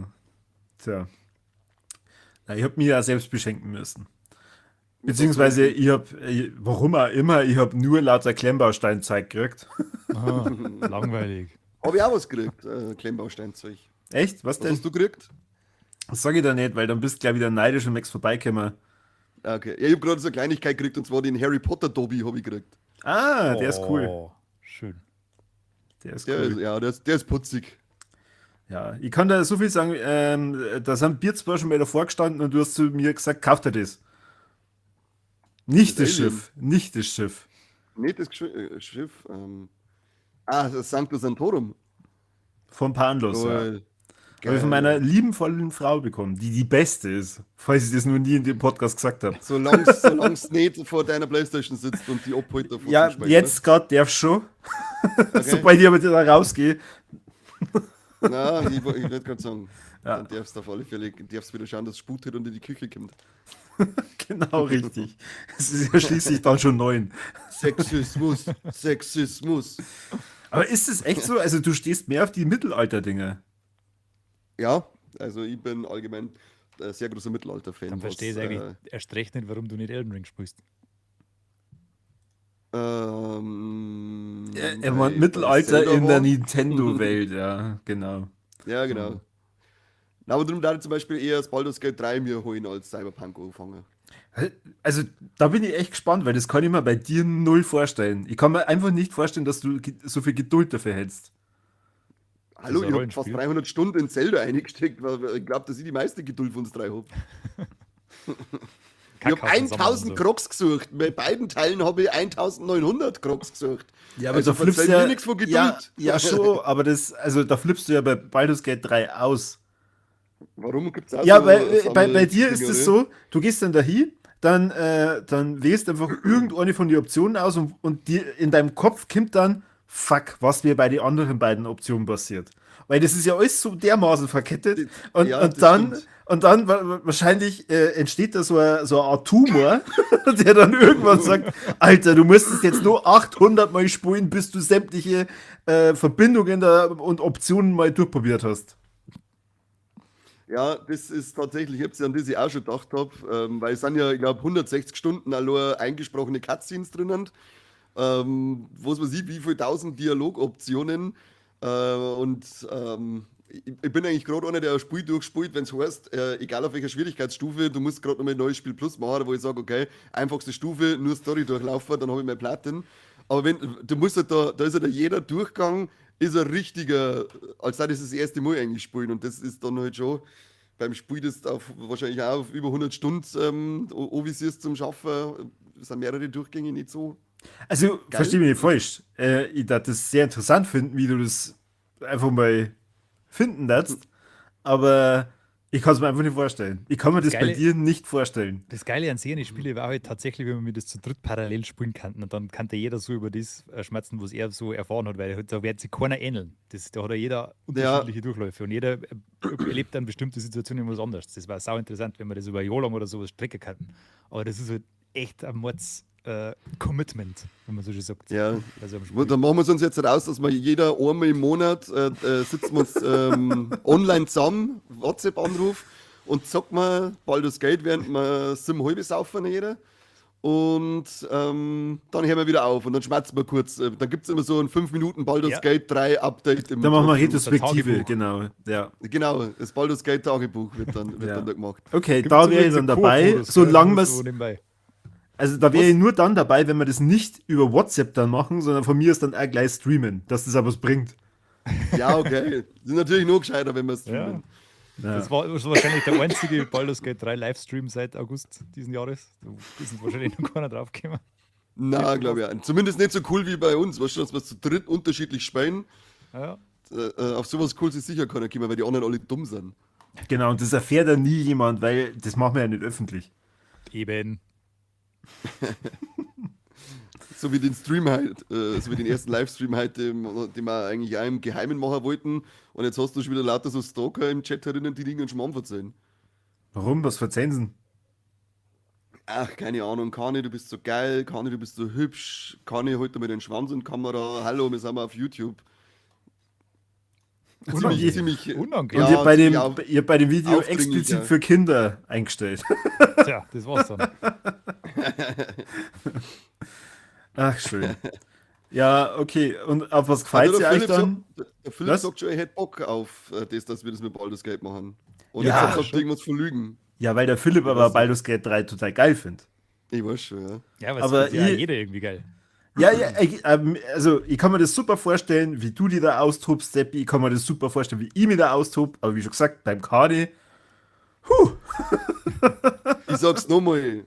260 Stunden Tears of the Kingdom, 1000 Crocs gesammelt. Ich bin ein Zen-Meister, was Zeit investieren in Spiele geht. du, Vor allem in nutzlose Zeit. Ja, aber bei Zelda, weißt du, da kannst du nichts verpassen. Falle Crocs? Na, die sterben. Du kannst dir jederzeit Ja, wiederholen. ich glaube schon irgendwann. Ich glaube schon, dass die irgendwann sterben. Okay. Da kannst du Über Baldur's einen Gate auch Krog- recht schnell durchspielen wahrscheinlich, oder? Wenn du es drauf legst. Über einen Krog Permadeath-Modus drinnen. Ja, so sind diese Spiele in der Regel auch gelegt, oder? Dass du, wenn du das irgendwie schaffst, dann bist du gleich zackig durch, aber dann bist du dumm. Dann hast du jetzt ziemlich viel versammelt, ja. Ja, genau, dann hättest du halt einfach auch nur 2 Euro an einen Streamer spenden können und dir bei dem das Finale anschauen. Okay, gut. Was ist denn so 2024 geboten?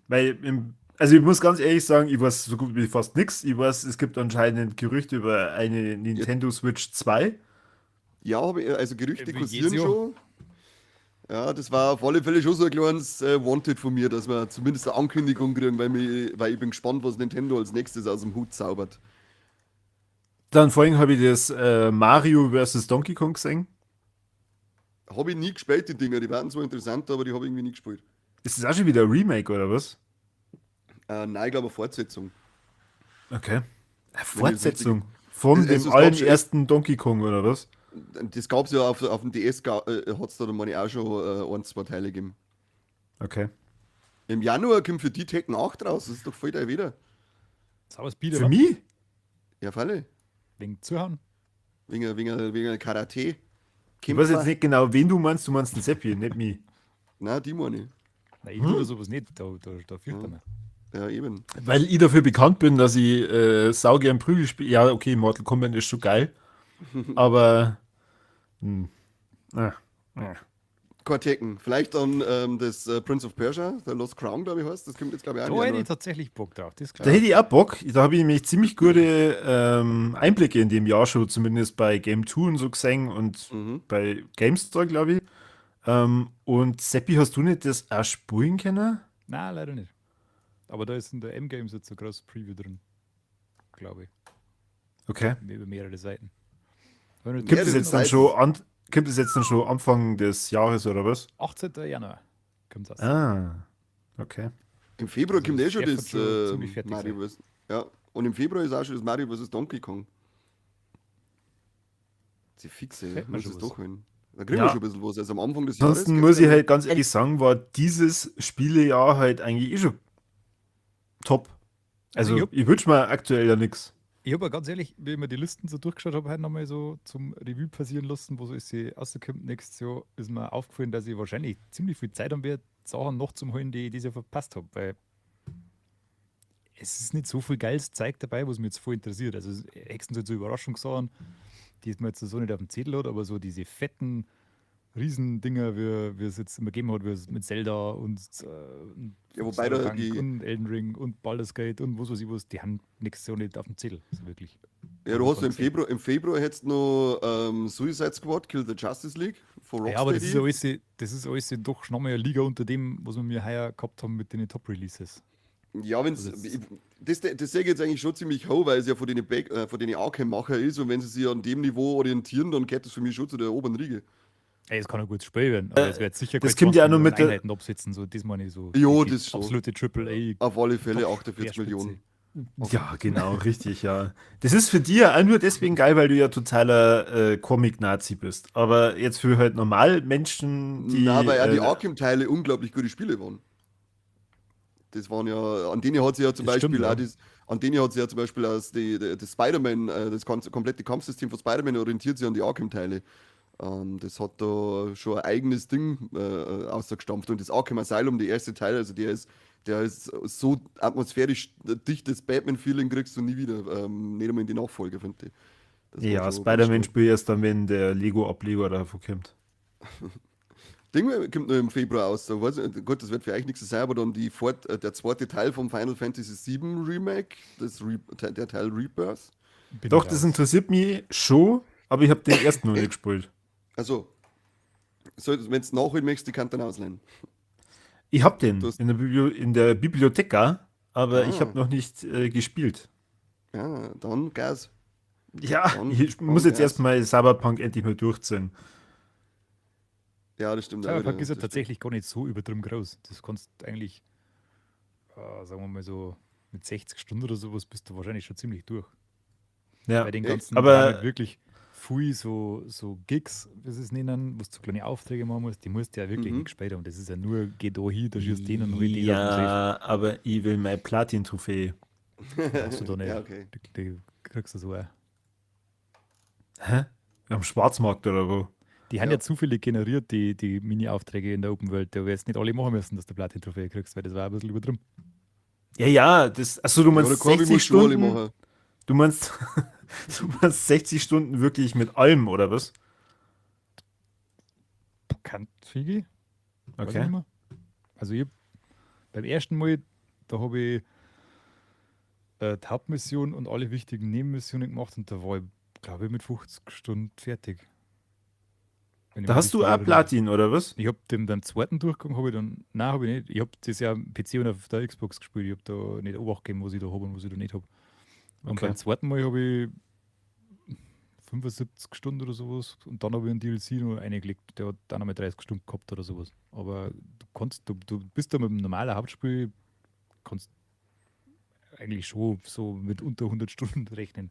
Das ist jetzt kein so ein riesen Brocker. Also so 60, 65 Stunden, sowas, wenn du flott spielst, kannst du schon bocken.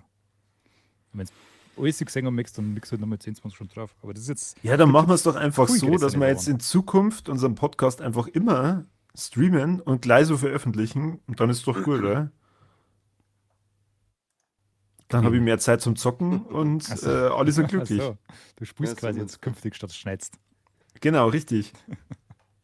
Wenn dann die Leute sich irgendwann beschweren, okay, sie verstehen nicht alles, weil alle durcheinander brabbeln, Hauptsache ich kann zocken. Wenn einer leise ist und einer lauter. Ja. Im März glaub, kommen da- auch noch ein paar geile Sachen raus. Ja, verzeih, was? Also wir brauchen auf alle Fälle Erwachsenenwindeln im März. Es kommt nämlich ein Outlast raus. Ein neuer Teil, glaub, oder das- was? Das heißt Outlast Trials. Weiß ich hoffe, dass es ein neuer Teil ist. Und Ah, hätte der ich ist ja mal- schon. Der ist ja schon aus Early Access heraus, oder? Schon seit Das weiß ich letztes jetzt nicht. Da habe ich jetzt nicht eine, Ich mein da schon. steht jetzt nichts dabei. Ich glaube, das ist gerade der Konsolen-Release. Wenn ich mich nicht täusche. Die gibt es auf der Konsole schon länger, die Outlast-Teile. Das Trials. Na. Also du meinst nicht nur das Trials jetzt. Nur den Teil, ja. Also da steht es für März APC, PS4, 5, Okay. Xbox One und Series. Weil ich meine, das haben sie als Early Access auf Steam, glaube ich, schon heraus gehabt. Aber ja, dann ist der offizielle Start. Ja, kann ich kannst kennt du doch voll- Steam nicht. Da kannst du auf alle Fälle, also mit Outlast, da kannst du richtig einscheißen. Ich habe da die ersten 2 Teile und den Whistleblower, meine ich, heißt das Add-on. Holla, die Ich, Wand weiß, wieder. ich kann mich da noch sehr gut daran erinnern, wie ich Outlast 1 das erste Mal gespielt habe. Da bin ich allein in der Bude geguckt, habe alles abdunkelt, fett Ja. auftrat und dann bin ich losmarschiert in diese Psycho-Welt. Und Warum bin ich machst du weggekommen. denn das? Warum machst Hab du mir denn dann das? Hab ich mich dann auch gefragt, warum ich das gemacht habe. Hab's auch Immersiv, nicht es muss durchgezogen. immersiv sein, wenn wir spielen. Weißt du, die stehen noch, das ist ziemlich am Anfang, du gehst doch in das Gebäude rein und dann schleichst du da so ein bisschen umeinander und dann kommst du irgendwann im Obergeschoss, bevor da so die richtig Gassen Sachen passiert dann, schleichst du, ich weiß nicht mehr, ist es eine Bibliothek oder sowas, wo so Regale umgeflogen haben und dann haben da schon die ersten aufgespießten und so da und hängen Ja. so ein bisschen umeinander und du schleichst da so durch einen und dann vor mir bewegt sich der so auf die zu und reißt, also mich jetzt komplett aus dem Fernsehen gerissen, das war so furchtbar. Brutal. Weil der war mit zum Schreiner gefangen hat. Das war so gruselig. Das Ich war habe übel. da wirklich unzählige solche Momente gehabt, wo ich richtig gesprungen bin auf der Couch. Mhm. Und ja, das zweite, ich habe das eigentlich, wir haben das mal zu viert gespielt. Also ich habe immer gespielt und ein paar haben zugeschaut. Das war dann immer so ein Ritual, auf Nacht zusammensitzen, ein paar Ja. Stunden Outlast. Und jetzt das haben wir aber irgendwie ist das dann in der Hälfte vom zweiten Teil abgebrochen worden. Keine Ahnung. Das ist ein bisschen blöd. Muss ich mal allein weiter Das spielen, soll man- sonst bin ich so- am Arschlecker. Das kann man miteinander machen. Da hätte ich mich auch voll Bock drauf, dass ich das mal wieder spiele. Ich habe den nämlich auch nicht durch, die ersten 2 Teile. Das wäre ein Ja, lustiger Stream. Das wäre ein Das ist lustiger Tri- Stream. Ist das, weißt du, hast du das gerade im Kopf? Ist das Trials dann ein dritter Teil oder was ist das genau? Weil da Das habe ich weiß jetzt die. Weiß ich Weil nicht. ich weiß, dass ein Outlast 3 ist in der Mache, aber ist das Trials? Das hat mich jetzt gerade Moment einmal, interessiert. ist das jetzt, glaube ich, ist das ja nicht ein Multiplayer? Das war ganz schwul. Ja, deswegen glaube ich, ist er in Early Access gegangen. Warte mal, schauen wir, ob man dir da noch irgendwelche Infos gibt, der Sakra. Outlast Trials, Shorty Ja, Survival. ja, das ist ein oder? Mehrspieler-Ableger. Ah. Ich möchte Outlast Dry haben, ja. Outlast 3 haben. Dry. Dry, gib mir die Dry. ihr Schwanz. Sag einmal, Seppi, spielst du eigentlich dieses Silent Hill Handy-Game noch? Hau ab! Scheiß. Was? Warum jetzt? Da nur 5 Leute drin haben, dann legst du mir im Arsch. Das ist ja der größte Bullshit, den es überhaupt gibt. Mag nichts mehr damit zu tun. Alone in the Kim. Dark kommt im März raus, gell? Ist das ein Remake oder ein neuer Teil? Weißt du das? Das ist ein neuer, also ein Neustart quasi, soweit ich weiß. Reboot, wie man Da sagt. bin ich ja gespannt. Ich habe übrigens noch was im Februar drin. Banishers, Ghosts of New Eden. Das kann geil werden. Interessiert keine Sau. Alles klar. Dann bei dem Text. Passt, ja. Im März Da hast du kommt schon mal drüber geredet, oder? Hast Ja, du das ja, nicht auch das- irgendwie. Das ist das habe ich in der Gamescom gespielt und das hätte auch ursprünglich dann schon im, weiß ich nicht mehr, September oder so rausgekommen sein oder im Oktober. Dann haben sie es einmal Warte, red nicht weiter. Und dann kam der Kritik dazu raus, dann haben sie alles überarbeiten müssen. Und Preview. jetzt kommt es dann raus. mein Preview. Nein, du hast eine Kritik dran geäußert und sie haben sich das so zu Herzen genommen, dass dann gesagt haben, fuck, wir müssen mal nur mal alles überdenken, Ja, alles hoffentlich. neu machen. Hoffentlich, dann wird es nämlich ein wirklich ein gutes Spiel. Nein, kann wirklich geil werden. Das ist von Dontnod, das ist der Entwicklerzweig, der das Vampire gemacht hat, das du gespielt hast, Conny. Glaube ich, du hast es durchgespielt. Ja, Und das spielt wohl im entferntesten Sinne irgendwie auch in dem gleichen Universum, obwohl es eigentlich nichts miteinander zu tun hat. Aber irgendwie haben sie es Okay. so ein bisschen da angesiedelt. Zeitlich, glaube ich, ist es ähnlich. Also es spielt zur Besiedlung der Vereinigten Staaten zu der Zeit irgendwie.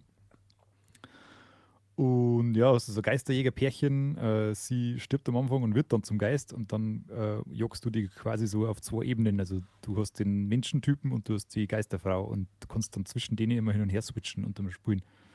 Und sie hat halt, das bringt da so eine übersinnliche Komponente ein, kann auch mit Geister schmerzen und du bist halt der wann du Grobe. Und dann musst du verschiedene... Achso, jetzt habe ich gedacht, mit ihr kannst du halt dann irgendwelche Leute heimsuchen, belästigen. Nein, und nein, mit der nein, Geist spielen. das nicht. Zumindest vielleicht, aber keine Beim Ahnung. Kacken beobachten. genau. Woo! Ja, wenn man- Sitzt nicht bei dem Thema Geister auch bei Spongebob die eine auf dem Klo, als heißt Ghost, Toast? keine Ahnung. Ja, Keine ist Ahnung. ein anderes Thema. Ich kenne gerade den mit Kevin Bacon. Kevin Bacon. Kevin Bacon, ja. Kevin Bacot. Du meinst aber Hollow Man, oder? Hallo Man, ja genau. Ist aber kein Geist nicht. Ja, aber unsichtbar, das ist das Gleiche. Ja, das stimmt schon. Also Ja. ich hoffe, nächstes Jahr kommt neues Pokémon Remake raus. Wow. Halt, Und zwar die von, zweite Generation war endlich mehr Geld. ja, von Gold und Silber. Okay. Das wäre natürlich schon, ja, Kani, wie darf man mir da sagen? Oberwelt? Oberwelt. Oberwelt. Weil dann hänge ich da schon eine Zeit lang vor der Switch. Ja, das war, bei mir hat es mich geheißen auf der Switch im Jahresrückblick, dass mein Jahr begonnen hat mit dem Remake von der 4. Generation. Die haben so, Schwachsinn, aber gut, werd schon wissen, was sagt's.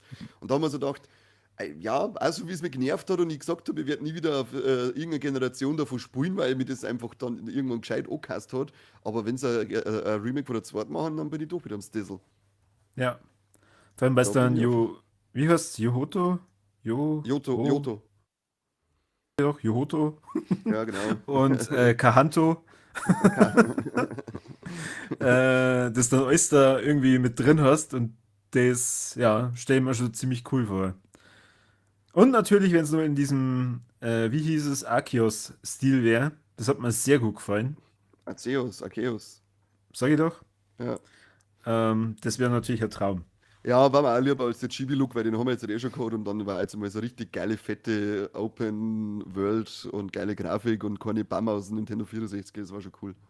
Ja. Da Aber bin ich auf ansonsten alle muss Fälle man dabei. natürlich auch sagen, weil ich habe das neue Pokémon, wann war denn das? War das letztes Jahr oder das Jahr? Das habe ich Die- nämlich. Das war, glaube ich, boah, lecker. Ja, ist ja Ja, wurscht. ist Ich habe wurscht, das ja. und ich habe da vielleicht 2 Stunden oder so gespielt und das hat mich so opisst, weil du bist halt da so eine Straße entlang gelaufen und dann gefühlt 2 Meter vor dir auf einmal ist ein Pokémon erschienen. Aber Ja, erschienen dieses im Sinne von Scheißzeug. geladen.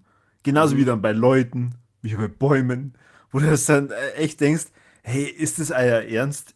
Zum einen wollen sie Mortal Kombat 1 dann auf der Switch rausbringen und dann schaffen sie es aber nicht beim Pokémon, dass die blöden Viecher rechtzeitig laden. Also es ist, Ja, das ist ein Witz. Das ja. ist, also, das war das erste Mal, glaube ich, dass sie sich da wirklich so einen richtigen Schnitzer erlaubt haben.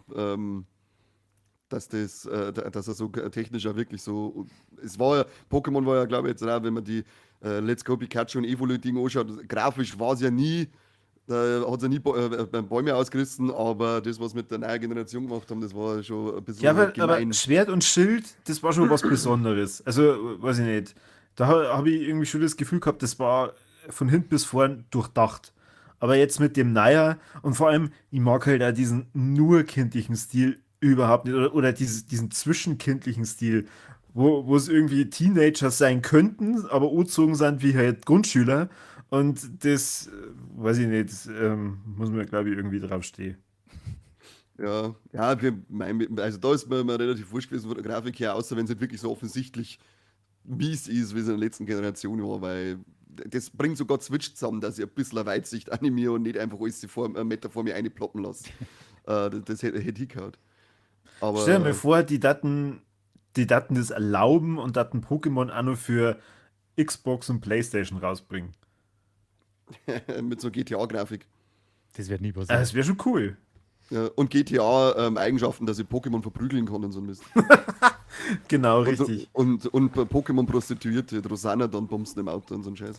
Hey, Du hast das letzte Mal schon, du hast das letzte Mal schon gesagt, wir alle sind so begeistert und sexuell erregt bei der Rosa. Ich weiß nicht, was mit dir los ist, aber na? Ja, warum frage ich mich eher, was mit dir los ist, du Schwanz? Aber ist dann bei dir vielleicht sexuelle Erregung bei der Princess Peach zu sehen? Die kommt nämlich einem jetzt mit Showtime.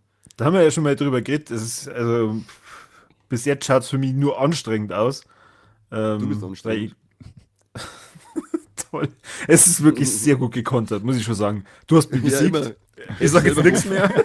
Edge selber doof. Spiegel, Spiegel. Ja. Na, ich finde den Trailer anstrengend. Ich finde die Vorstellung, dass du bei jeder neuen Verkleidung dir wahrscheinlich irgendwie eine neue Steuerung überlegen musst, anstrengend. Ich glaube, Aber er hat wieder ein Problem mit einer Frau in der Hauptrolle.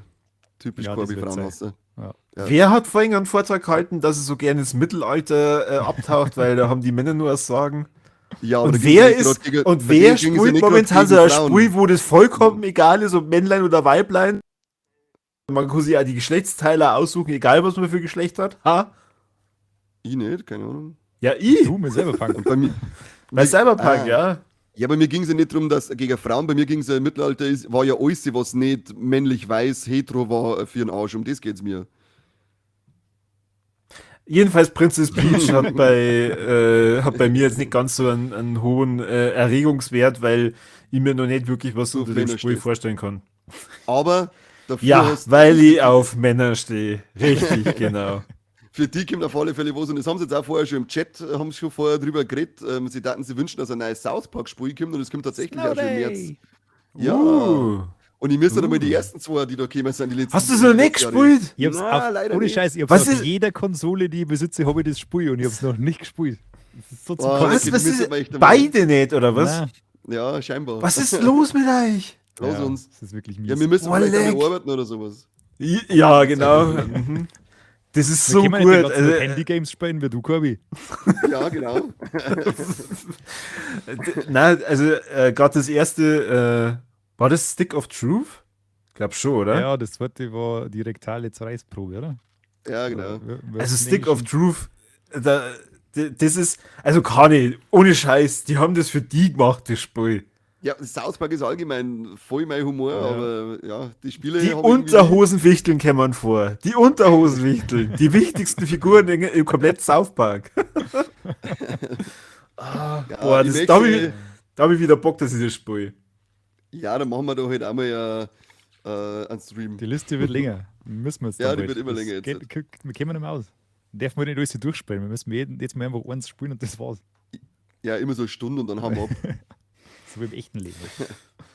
Immer bis kurz vorm und dann sagen, oh, und leider das nächste Mal geht's richtig los und dann spielen wir es nie wieder. Ja, genau.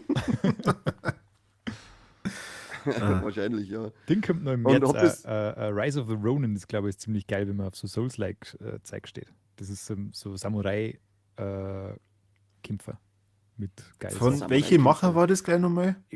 Team Ninja, heißt es Team Ninja? Ich bin mir nicht mehr sicher. Mhm. Die das, das kann ich nicht mehr sagen.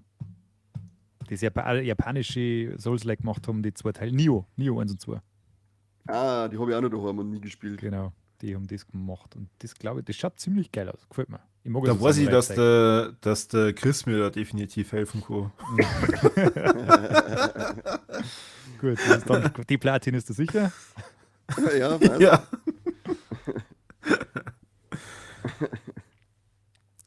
Kani ist voll begeistert vom Chat. Also du merkst schon, das ist genauso wie der. Immer wenn ich oder der Seppi reden und es interessiert ihn nicht, wie meistens, dann hat er dieses Mal eine Beschäftigung.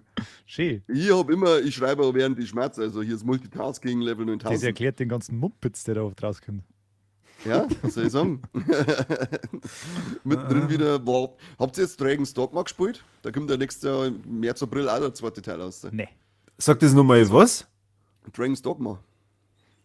Dragon's Dogma. Na, Ja, Teil 2. So, ich glaube, war der erste Teil nicht sogar schon auf der PlayStation 3? Der Mann ist ja schon 100 Jahre alt. keine Ja, Ahnung. Sagt Das mir war gar auch nichts. das ist auch immer mit diesen scheiß großen Rollenspielen, sie hat mir so gefallen, aber es ist einfach alles so zeitintensiv, ich halte das nicht aus. Ich möchte es erstmal sehen, wenn du Baldur's Gate 3 spielst. Ja, Das möchte ich sehen. Vor allem, wirst du das, sehen. das ist ja wie so eine losgetretene Lawine. boah, Also, wenn du das einmal so abpiekst und dann merkst, boah, fuck, was soll ich wieder für Optionen und auf einmal wahrscheinlich, dann kannst du dich eigentlich evakuieren in deinem Raum und für mehrere Tage dir so Konserven besorgen, so eine Sitztoilette und dann geht's los. Sitztoilette, Aber scheiße im das Steh oder ist- was? Na, er meint halt einfach eine na Bettpfanne. Campingtoiletten, irgendwie sowas. Stinknormale Bettpfanne wie im Krankenhaus. Hä, scheiß. Oh, Ja, Mann. Stehtoilette gibt's nicht, den Begriff. Wäre gut für uns, Für für alle das Abo, Pissoir ist dass eine Stehtoilette. jeder, der das 4. Abo abschließt, kriegt von unserer Stehtoilette. Ja, schon, eine befüllte. Ach, schön. Was haben wir Ah, noch? schön. Was steht noch auf der Liste? Ich weiß gar nicht, es waren irgendwie so für mich so die ersten 3 Monate sind die ersten, kommen gleich mal einen Schwung Spiele und danach ist irgendwie die Meldungsflut abgeebbt an Spieleankündigungen. Oh, kommt nicht nächstes Jahr Frostpunk 2 raus? Ja, das kommt, könnte auch geil sein. Aber ich habe leider das Oh, ja. ja. nicht gespielt, aber es ist mit Sicherheit ein verdammt geiles Spiel. Also sehr kurzweilig, aber wahnsinnig, ja, wie soll ich sagen, emotional, weil da kannst du halt dann auch, also es geht ja darum, du bist in so einer Eiszeit und hast nur so einen Hitzekern, den du halt, um den du rum eine Stadt baust und die müssen halt dann diesen Hitzekern mit Ressourcen versorgen und es wird halt dann etappenweise immer wieder kälter und wärmer und damit deine ganzen Leute nicht verrecken, musst du halt dann immer wieder verschiedene Gesetze beschließen. Unter anderem musst du halt dann die entschließen, ja, veranlasst du jetzt Kinderarbeit oder nicht? Das sind dann die Mithelfern und so. Oder Ja, wenn das halt ja, dann. sofort. Ja, das hat natürlich dann immer irgendwann, dann übernimmt dann entweder die Kirche oder halt dann das Volk oder du schaffst es halt, dass du Wir mit sind eiserner das Hand, Volk. mit eiserner Hand regierst. Das hätte ich jetzt eher in die Richtung vom Kani dann geschoben. Dann kannst du halt nur so Expeditionen machen und lauter so einen Kack. Und ja, da freue ich mich schon, weil Frostpunk 2 steht auf jeden Fall auf meiner Want-to-Zock-Liste. Ja, da kommt vom so. gleichen Studio, von 11-Bit Studios, kommt auch noch als sau interessant. Die Alters, habe ich glaube ich auch schon mal angesprochen. Das sollten wir auch auf alle Fälle auf dem Zettel haben und sofort kaufen, wenn das rauskommt, weil das wird richtig gut. Da musst du auch sehr, sehr viel sehen, Entscheidungen treffen, du bist auf einem fremden Planeten. Jetzt musst du irgendeine Ressource abbauen, dann kommen aber alle um und du bist der einzige Überlebende. Und dann kannst du mit der Ressource verschiedene alternative Persönlichkeiten von dir selber erstellen, die quasi an bestimmte Pfade von deinem Lebenspfad, an bestimmte Punkte von deinem Lebenspfad andere Entscheidungen drauf fahren und deswegen zum Beispiel jetzt Physiker haben oder immer noch mit einer Frau verheiratet haben, während du das nicht mehr bist. Und dann die ganzen Lebensereignisse von dir, die dann irgendwie alternativ anders entschieden worden haben, haben dann Einfluss auf das, was die machen und was die nicht machen. Also das ist und ziemlich geil. Kann ich jedem nur Okay, empfehlen, krass. das auf der Liste zu haben. Das wird ziemlich geil. Habe ich schon ein bisschen anschauen dürfen. Das heißt, da es ein Level mit uns geht, sie dann entschieden hätte, dass wir nie den Podcast machen. Genau, und dann war jetzt der Mike endlich mal live dabei. Ich hätte ja Der gesagt, Mike, der Mike hat jetzt gerade allein hier sitzen und aus dem Buch vorlesen. Aus seiner Das ist immer Biografie, warum er mit den Horrorfilmen aufgehört hat. weil er Kinder gekriegt hat. Und jetzt hat er den reellen Horror daheim. Ja, ich Da wollte so einen brauchen wir ähnlichen Witz machen. da brauchen wir keine Horrorkassetten mehr. Ach, schön. Ach, Ding, gell? Secret of Mana, Freunde. Kommt ein neuer Teil raus. Ja. Ja, Was? stimmt. Aha. Der Trailer, da hat mir Schreif aufgestellt, dass ich ein frisches T-Shirt braucht habe. Visions of Mana, gibt aber noch keinen Da ist mir Release-Termin. keinen richtig konkreten. Muttermilch eingeschossen. Oh Gott. Schön. Wirklich. Wie Ja, schaut und- denn? Ich bin- Aber Ja. ist das ein komplett neuer Teil oder ist das ein Remake oder Ah, was? ist ein neuer Teil. In der Mana-Reihe. Die haben ja alle so lose zusammenhängend, nur es geht halt um die spielen halt alle in dem mit gleichen dem Universum. Baum des Manas geht so wie, oder? Genau, und der Teil wird halt da auch wieder angesiedelt sein. Da freue ich Dann mich auch wieder in ganz so Chibi-Look oder ein bisschen cooler? eher so wie das Remake vom dritten Teil, so ein bisschen, oder? Wenn ich mich richtig erinnere. Ja, ich glaube auch. So in dass die es eher Richtung geht diese das. Grafikrichtung einschlägt, ja. Da bin ich ja schon richtig heiß drauf, weil ich Mhm. habe da diese Mana Collection, die habe ich ja durchgespielt Ja, gehabt und die da. Die ist richtig Sauerhaft. schön. Mehr einmal von Secret of Ever mal so ein richtig schönes Remake haben. Oder allgemein Ja. von diese ganzen alten Super Nintendo RPGs war es richtig geil, wenn man da so fette Remakes Ich weiß ja nicht, das Secret of Evermore, war scheinbar kein großer Erfolg, weil mit dem macht Square ja gar nichts. Das ist Null, einfach da tot. hörst du überhaupt nichts, Ja. obwohl es auch ein unglaublich tolles Spiel ist. Ja, das ist echt schade. Dann hätte man ja noch so Spiele Tja. wie Chrono Trigger oder sowas. Das sind ja auch lauter so Ja. Sachen, das war ja immer nur geil. Aber naja. Die sollen sie jetzt dann erstmal ein bisschen auf was anderes konzentrieren. Octopath Traveler 3, weil ihr seid Ja. jetzt bald dann mal durch. Es wird nächstes um die Zeit, so wird der nächste Teil draußen sein. Ja. Oh Gott. Mein nächster, glaube ich, kommt erst mal was ich mich freue, noch, ich glaube, Little Nightmares 3 müsste nächstes Ja. Jahr noch kommen. Das hat auch noch Da keinen war der Termin, erste ja. Teil mega geil und den zweiten habe ich daheim aber noch nicht gespielt. Und, aber da, wenn der ähnliche Klasse hat wie der erste, mit den Yep. paar Verbesserungen, weil es nicht perfekt war, Naja, aber dann stehen da wieder sehr geil düstere, melancholische Spielerlebnisse an. ja, ich habe den zweiten Teil Und- auch gespielt, der war aber jetzt nicht grundlegend anders wie der erste. Also wenn der erste gefallen hat, gefällt Okay. der zweite sicher auch. So in die Richtung geht das. Hat schon ein paar so kleine Änderungen drin, aber der ist auf alle Fälle auch geil. Wie lange dauert denn das eigentlich? Kommt drauf an, wie blöd das die anstößt. Das Aber ist ein Ding, ich glaube, ein 10, 15 Stunden Teil. Hexens, glaube ich. Ja. Okay. Ja, weil ich habe das auch schon sehr lange in der Bibliothek und habe auch nur Gutes drüber gehört. Aber ja, irgendwie den Elan habe ich noch nicht gefunden. Als nächstes, wenn ich was Kleines spielen möchte, dann möchte ich unbedingt das mit den Füchse spielen. Weil ich will auch bittere Tränen weinen, Ja. wenn mein Fuchsbaby stirbt. Da musst du ja, das dauert ja nicht lang. Da weinst du ja nur so 4 bis 7 Stunden. Das wird Zeit sein. Okay. Das schaffe ich nach dem Aufstehen schon. Brauch das Was, Spiel nicht zu spielen. weinen oder was? Mal 3, 4 Stunden depressiv auf der Couch liegen und weinen. Klassisch. Neben dir da der Fuchs. Ja, genau. Den ich zusammengefahren habe auf der 20er. Aha. Oh Mann, oh Mann. Ja. Ein Ding müsste ja auch kommen nächstes Jahr, sehe ich gerade im Chat, hat der Philipp geschrieben, Silk Song, da ist doch Hollow Knight 2 müsste kommen. Ja, gibt es ja schon einen Ah. Termin jetzt einmal. Ich weiß nicht, ich habe noch keinen Da gesehen. Also hat's- die, Da hat es eigentlich Ankündigungsseiten kosten, der habe ich kommt auf Java Board 2023 raus. Ja, gesehen. Ja, aber der glaube ich ist noch nicht geschoben worden. wird Ne? knapp. Ja, das werden sie mal ganz schaffen. Da müssen sie ranklotzen. Und müsste nicht Silent Hill 2 auch Ja. kommen nächstes Jahr? Das kommt nächstes Jahr. Da freue ich mich auch schon. Das wird super. Hoffe ich. Da freue ich mich Oh, auf jeden ja. Fall schon drauf, wenn der Seppi das nächste Update bringt von diesem Handy-Game, wie es dann da ausschaut, wie viele Leute spielen da noch mit, in welchem. Du, Da bin ich schau schon doch gleich mal rein. gespannt. Ich schau doch jetzt einfach gleich mal rein. Ja, mach Mach mal das mal, bitte. ja. Schau Ritz mal ihr mal rein. weiter und ich informiere mich dabei. Denken wir mal ein, ja. Okay. Corby, hast du Silent Hill jemals gespielt? Ja, Ja, jetzt bist du überrascht, gell? Baby. Tatsächlich bin ich überrascht, ja. Da bin ich tatsächlich Und ich überrascht. kenne sogar den Film. Ich habe sogar schon mal einen Podcast drüber gemacht. Alter, ist der genauso beschissen wie der jetzt, den wir gerade machen?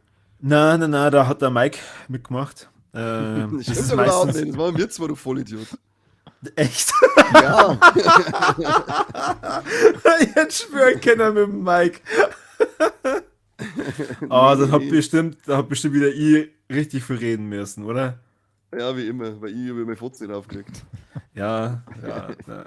Was ich mir neulich ja angeschaut habe, Prinzessin Mononoke.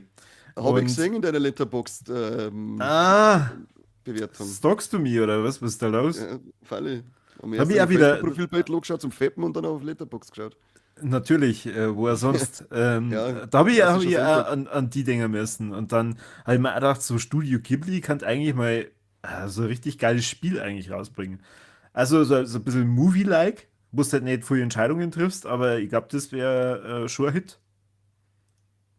Ja, hätte ich Bock drauf. Dann ich spielen. Ja. Ich kann ein kurz Update geben. Mittlerweile haben Ja, wir sich bitte. dazu entschlossen, dass man diese 1 Minuten 20 Schnipsel in Episoden zusammenfasst. Man kann sich jetzt mittlerweile 7 Episoden anschauen. Die dauern zwischen 38 und 51 Minuten. Man ist draufgekommen, dass das purer Bullshit ist, wenn man sich jeden Tag 1 Minuten 20 anschauen muss. Kluge Das ist Entscheidung. aber schon ganz schön lang, oder? Ja, für 6 Episoden, die sie jetzt bis jetzt zusammengebracht haben. Naja, du, Wow. bei Netflix gibt es auch manche Miniserien, die dauern nicht länger. Ja, die haben halt aber wenigstens irgendeine Qualität, wenn es kein groß ist, aber das ist halt einfach nur pure Bullshit da. Aber kannst du dir das dann nur anschauen oder kannst du dann da immer nur was spielen? Wenn du um 3 in der Früh wach bist, dann kannst du ein bisschen mitspielen. Dann kannst du ein paar Aber den Klicks Rest setzen. nur anschauen. Ja. Das ist ja totaler Scheiß. Das ist echt, das ist so dumm, das ist Wenigstens- eigentlich schon fast wieder genial. Wenn es wenigstens eine gute Story war oder sowas, dass jetzt Anschauen Spaß macht hat, aber das Anschauen ist halt ungefähr so schön, wie wenn es mit Stecknädeln Schnodel die ganze Zeit rundum in deine Augen einstichst. So schön, so viel Spaß macht das. Das ist so ein Rotz. Ah, schön. Da muss ich mich schon wieder aufregen. Ja. Das regt dich nicht lange auf. Regt dich nicht irgendwie so auf. Also, ich würde Ende des sagen, Jahres, es ist eine besinnliche Zeit gewesen und es musst du nicht aufregen. Jetzt lass es gemütlich ausklingen, so wie wir jetzt die Folge ausklingen lassen, würde ich sagen. Ja, wir danke, haben wollte ich auch gerade soweit, oder? vorschlagen. Da haben wir nichts mehr zum Berichten. Es gibt keine tollen Ankündigungen mehr, oder? Nix. Also, mein Vorschlag, wenn du wieder aus dem Urlaub, aus deinem bist, Seppi, dann beschwerst du dich erstmal in der Redaktion und sagst, Gott sei Fix, ihr habt wieder voll blamiert, gibt's mir mehr Infos, was gibt's 2024 jetzt raus? Ich sitze in einem Gaming-Podcast und habe keine Ahnung. Ich bin ganzen- fast genauso unnütz wie der Corby gewesen diesmal. Und der sagt wenigstens, dass er unnütz ist. Meine 500 zuarbeitenden Kräfte haben alle versagt. Das ist echt schwach. 500 Leute arbeiten da. Unter mir. Echt? Ja. Wow. Okay. Oder spielst du Pikmin? Ja, eher das. Ach, schön. Ja, gut. Ich glaube, es ist das Format vom Seppi. Daher darfst du natürlich die Ehre haben, abzumoderieren. Ja, es war mir wie immer eine Freude. Das ist mir sogar quasi eine Live-Freude. Es ist wirklich unglaublich schön, dass man da gemeinsam vor Monitor sitzen kann und andere vor Monitor sitzen und man sie in die Monitore drin trifft. Das war mir wirklich erfreut. Richtig schön. Hat mir gefallen. Beste. Ja, und dann würde ich sagen, schließen wir dieses Experiment auf einer guten Note ab, oder? Hat ihm jedem Spaß gemacht? Ja, Zauberhaft war doch, das, ja. schon, ja. Zauberhaft. Verdoppeln Kleine wir die Bitte Zuschaueranzahl an- nächstes Mal? Ja, kleine Bitte an unsere Community, folgt uns auf Threads. Ihr werdet in die Genau. Rolex erfahren, warum das so wichtig ist, weil auf Facebook wird nicht mehr viel passieren. Vielleicht und, in 9 Monaten wieder. Ja, richtig. Dann kriegt entweder oder wir kriegen die Facebook-Seite wieder. Wer weiß. Ein Kind, also von mir kriegt keiner ein Kind, bevor er vorher über die Treppe habe. Rückwärts. Rückwärts, definitiv. Genau. Und bitte schreibt uns, ob ihr das Nummer haben wollt mit so Livestreaming und so, weil Dann rahmen wir Ja, mein Zimmer was auf, denn? wenn ich es weiß. das wäre so geil, wenn wir dann das nächste Mal das machen und hinten wirklich die Wand komplett weiß ist. Ich Ach, hänge das schön. nächste Mal irgendein Filmposter oder so zumindest hinter mir auf, weil das komische alte Leitbeutel da, ich weiß überhaupt nicht, was das an der Wand soll. Ich hab gedacht, du hast das gemahlen. Ja, mit meinem Penis. Ja, du mit deinem Penis hast das gemahlen und dann hast mit deinem Penis so den Rahmen drumherum gemacht. Schrei nicht. Ich bin Gut. nämlich alter Peniskünstler. Ja, Gut. dann in diesem Sinne, vielen Dank fürs Zuhören und bis zum nächsten Mal beim besten Podcast der Welt. So muss das sein. Nicht vom YouTube-Livestream. Doch, jetzt wahrscheinlich vom YouTube-Livestream, der beste Sicherheit. bayerische YouTube-Livestream-Podcast der Welt. 9 Live-Zuschauer können das bestätigen. Adieu. Moin live, den Kanal oder wie? Den Sender. Haut's ab jetzt, servus. Ciao, ciao. Servus.